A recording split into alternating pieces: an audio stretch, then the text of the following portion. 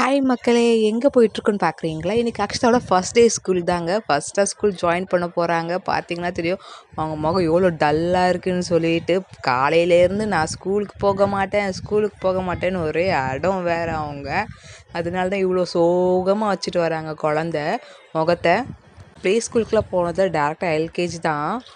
உள்ளே போனோடனே மேடம் ஜாலியாக குஷியாக விளையாட ஆரம்பிச்சிட்டாங்க. நான் எங்கே அழுவாளோன்னு நினச்சிட்டு இருந்தேன், பார்த்தா நல்லாவே விளையாட ஆரம்பிச்சிட்டாங்க. உங்கள் கிளாஸில் பாதி பசங்க அழுதுட்டு தாங்க இருந்தாங்க. ஆனால் என்னமோ என் பொண்ணு அழாமல் விளையாடிட்டு இருந்தது எனக்கே அதிசயமாக போயிடுச்சிங்கன்னா பார்த்துக்கோங்களேன்.